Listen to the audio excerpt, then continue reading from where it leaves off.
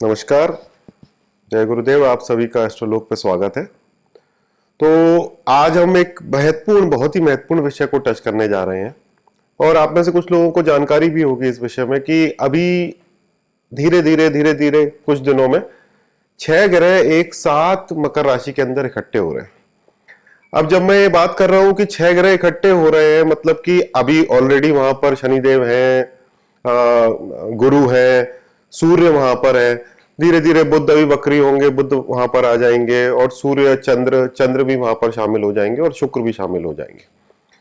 Now ये एक ऐसा संयोग है और यही कारण है मेरे इस वीडियो को बनाने का कि ये काफी समय बाद इस तरीके की घटनाएं होती है और स्पेसिफिकली अगर ये घटना मकर राशि के अंदर होती है तो ये अत्यंत महत्वपूर्ण बन जाती है।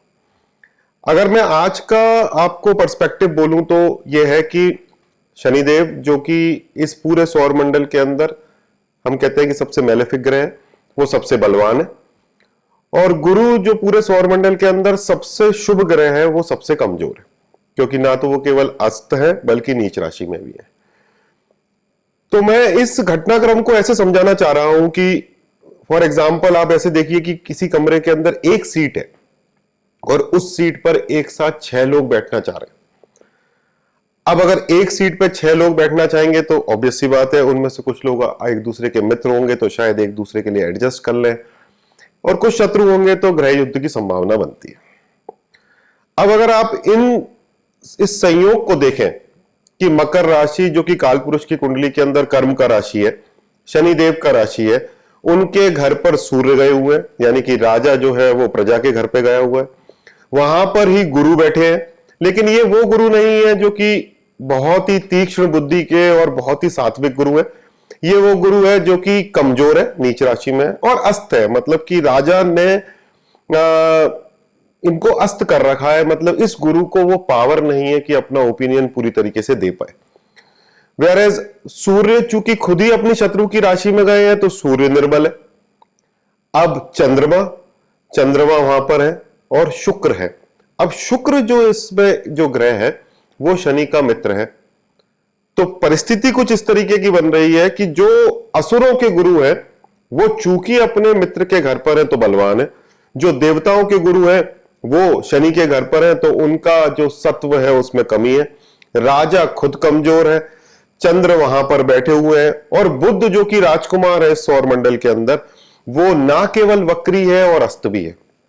मतलब कि ये एक ऐसा बुध है जो कि राजा के विरोध में अपनी बात पूरी तरीके से रख सकता है। तो ये जो सिनारियो बन रहा है उसमें कुछ इस तरीके का सिनारियो है। अगर मैं इसको देश के पर्सपेक्टिव में बात करूं तो ऐसा लग रहा है कि ये पूरे ग्रह एक साथ बैठकर कोई चर्चा कर रहे हैं, और ये जो चर्चा हो रही है उसके अंदर राजा बेसिकली एक लिसनिंग मोड में है।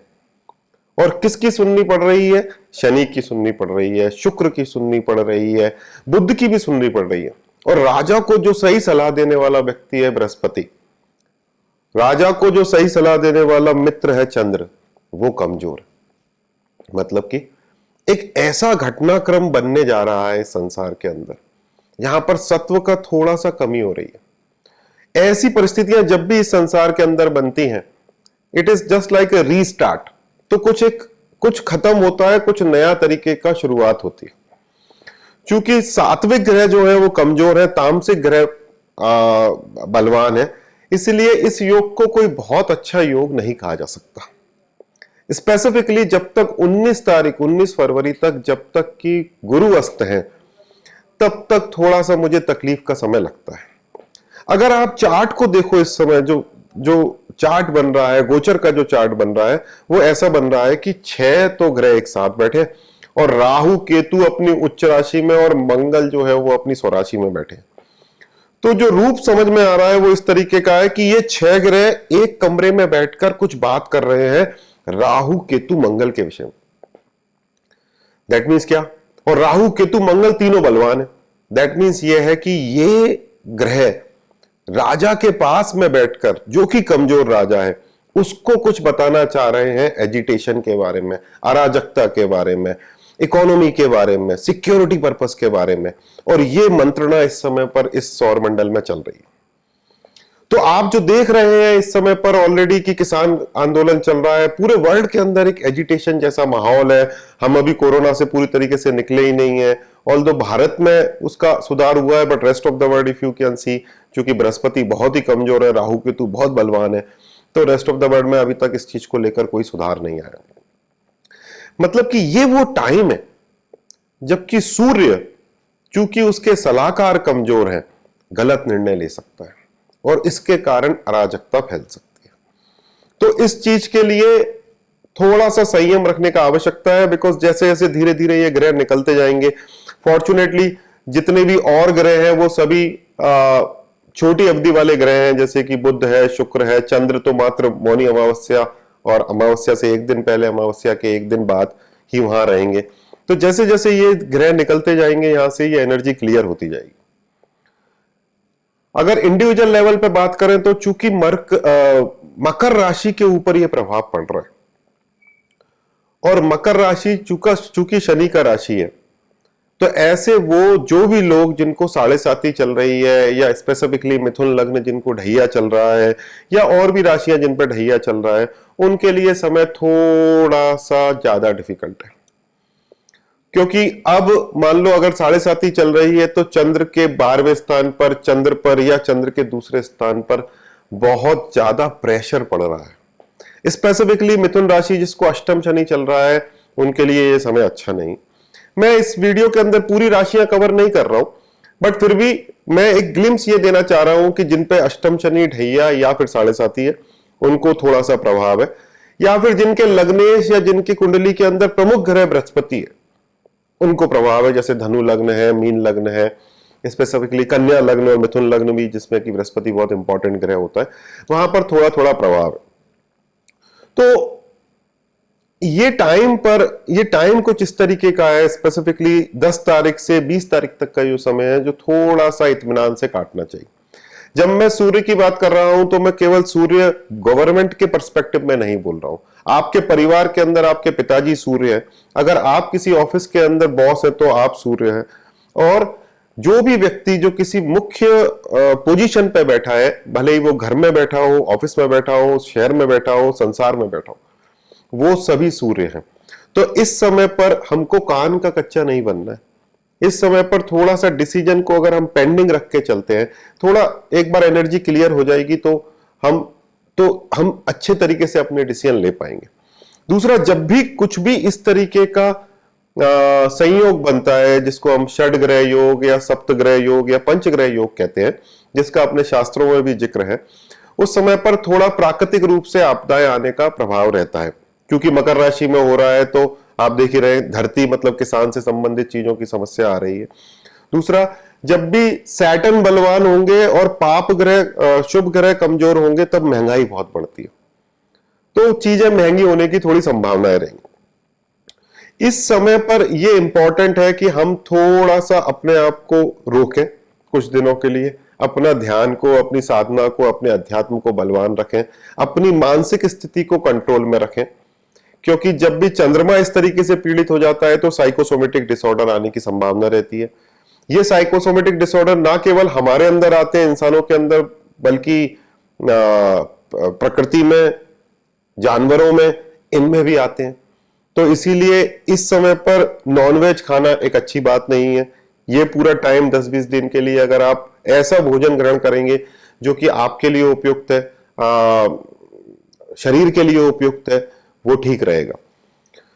दूसरी महत्वपूर्ण बात जो इस चीज के अंदर है कि गुरु और शुक्र के ऊपर एक तरीके से ये दो खेमों में बढ़ जाता है, जुपिटर और बृहस्पति। एक बृहस्पति और शुक्र, एक असुर गुरु, एक देव गुरु, जिसमें कि देव गुरु कमजोर है, असुर गुरु बलवान है। इसका मतलब यह है कि इस समय पर माया, इस समय पर प्रॉस्पेरिटी, वैभव, ये जो माया का जाल है ये बढ़ जाएगा। तो आपको इस समय पर अपना बैलेंस इस तरीके से बना के रखना है कि आप माया के वश में आकर या फिर बहुत ज्यादा ग्रीड के अंदर, बहुत ज्यादा लस्ट के अंदर ना फंसते हुए कोई डिसीजन इस समय पर ना लें। मैं बार बार इसीलिए इस बात को बोल रहा हूं क्योंकि जब भी इस तरीके का कोई संयोग है तो हमारे मन पर, मस्तिष्क पर, आत्मा पर इतना प्रभाव रहता है कि इस समय पर कोई डिसीजन लेने से अच्छा यह है कि हम थोड़ा सा रुक जाए, थोड़ा एनर्जी क्लीन हो जाए, थोड़ा एनर्जी क्लियर हो जाए तो बढ़िया रहेगा। और अगर आप इसको ध्यान से देखोगे तो क्या हो रहा है, ये ग्रह एक साथ किसी बैठक के लिए आए हैं और धीरे धीरे धीरे धीरे धीरे करके निकलते जा रहे हैं। और बृहस्पति चूंकि नीच राशि के अंदर है, ऐसा हम बोलते हैं कि बृहस्पति नीच राशि के अंदर जब होते हैं तो वो एक ट्रांसफॉर्मेशन के फेज में रहते हैं। और फिर जब वो अपनी यात्रा इस पूरी दोबारा 12 साल के लिए चालू करेंगे, 6 अप्रैल से वो एक बार दोबारा से कुंभ में आएंगे, तो ऐसा बोलते हैं कि वो पूरा बृहस्पति एक तरीके से नया है। और इस समय जब बृहस्पति का नीचत्व है और सभी ग्रह एक साथ मिलने आ रहे हैं शनिदेव के घर पर, दैट मीन्स कि वर्ल्ड के अंदर एक ट्रांसफॉर्मेशन का टाइम है। It is a kind of restart which can happen in the world. और इस समय, अगले आने वाले कुछ समय के लिए आप ये बोल सकते हो कि असुरी शक्तियों का या फिर तामसिक शक्तियों का थोड़ा प्रभाव ज्यादा रहेगा, सात्विक शक्तियों का प्रभाव कम रहेगा। जब मैं ऐसा कह रहा हूं तो संसार में जरूर ऐसा दिखेगा, लेकिन साधक के लिए यह बहुत ही अच्छा समय, साधक के लिए यह समय ज्यादा से ज्यादा ऊर्जा गेन करने का है। मैं हमेशा से बोलता आया हूं, जब भी बृहस्पति नीच राशि में होते हैं, एक साधक को अपनी साधना पर सबसे ज्यादा फोकस करना चाहिए, क्योंकि ये वो टाइम है जब बृहस्पति बेसिकली कुछ भी ड्यूटी परफॉर्म नहीं कर रहे हैं, वो अपनी एनर्जी को रिस्टोर कर रहे हैं, वो अपनी एनर्जी को दोबारा से ट्रांसफॉर्म करके अगले 12 साल की यात्रा के लिए जा रहे हैं। तो इस समय की गई साधना, इस समय किया गया मंत्र जप, इस समय किया गया ध्यान आपको काफी फायदा देगा। ओवरऑल ज्योतिष का उपयोग ये नहीं है कि हम आपको किसी भी चीज के लिए भय का भाव पैदा करें। ज्योतिष का उपयोग यह है कि हम आपको और स्वयं को भी उस चीज के प्रति, जो भी सौर मंडल में जो घटना घट रही है उसके प्रति संवेदना और इंफॉर्मेशन देने का, गाइड करने का काम है। During this time I will again recommend that we all should chant Om Namah Shivaya, because Brihaspati जो है वो कमजोर है। गायत्री मंत्र, सूर्य कमजोर है, ताकि हमारा शरीर जो कि सूर्य जिसका कारक है हेल्थ का, और हमारा ज्ञान जिसका बृहस्पति कारक है, वो हम अपने लेवल पर बनाए रखें। ये दोनों चीजों का प्रार्थना करना काफी अच्छा होगा। मुझे लगता है कि मैंने इस टॉपिक को बहुत ही संक्षेप में और कॉम्प्रिहेंसिवली बताया है। आप लोग जरूर इस वीडियो को शेयर करें। अगर आपको वीडियो पसंद आता है तो आप लाइक करें और जुड़े रहें हमारे एस्ट्रोलोग चैनल से। जो लोगों ने सब्सक्राइब नहीं किया है वो सब्सक्राइब करें। ये कहकर मैं आपसे आज्ञा लेता हूं। नमस्कार, जय गुरुदेव।